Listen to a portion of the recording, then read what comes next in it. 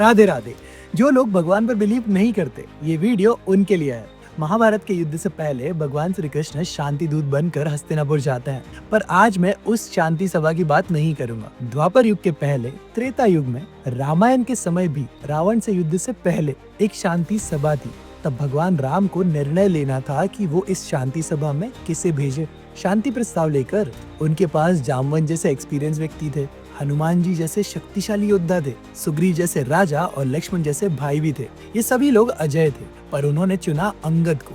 अंगद भी उस सभा में चले गए। तब रावण ने अंगद से कहा, तुम राम का साथ छोड़कर हमारे पक्ष में आ जाओ, तुम्हारे पिता के वध का बदला भी ले लेंगे और तुम्हारी राम से रक्षा भी कर देंगे। एक्चुअली रावण को अपनी सेना और अपने इंद्रजीत पर, यानी कि उसके पुत्र पर काफी घमंड था, और हो भी क्यों ना, उसकी सेना और उसके पुत्र ने इंद्र को हराया था और स्वर्ग पर अपना आधिपत्य स्थापित किया था। आगे उस सभा में रावण का प्रस्ताव सुनकर अंगद ने रावण से कहा, तुम मेरी क्या रक्षा करोगे?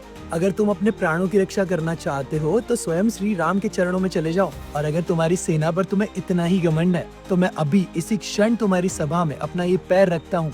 अगर किसी योद्धा में हिम्मत हो तो मेरा पैर हिला कर दिखाए, और अगर हिला दिया तो मैं मेरे श्री राम की हार स्वीकार करूंगा।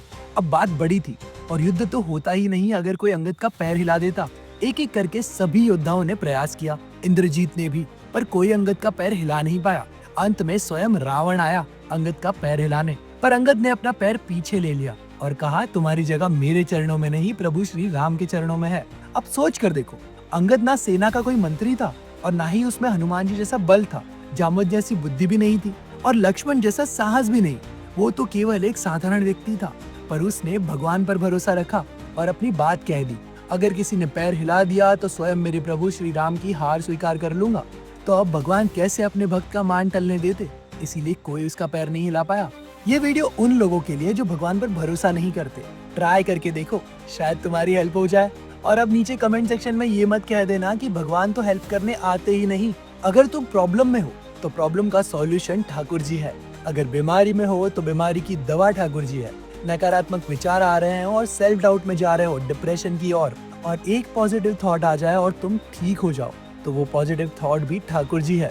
जीवन में फेल हो रहे हो और एक आइडिया आए जिससे तुम्हें सक्सेस मिल जाए, तो वो आइडिया भी ठाकुर जी ही है मेरे भाई। इवन इफ वो फिजिकल फॉर्म में स्वयं ना दिखे, सब कुछ वही है। अगर वीडियो अच्छा लगा तो अपने दोस्त के साथ जरूर शेयर करना जो भगवान में बिलीव ही नहीं करता, शायद उसकी सोच बदल जाएगी। और अगर इसके अलावा इसका पार्ट 2 देखना चाहते हो, द्रौपदी वस्त्रहरण और श्री कृष्ण का उदाहरण, तो कमेंट करना पार्ट 2। मिलते हैं अगले भाग में। जय श्री कृष्णा।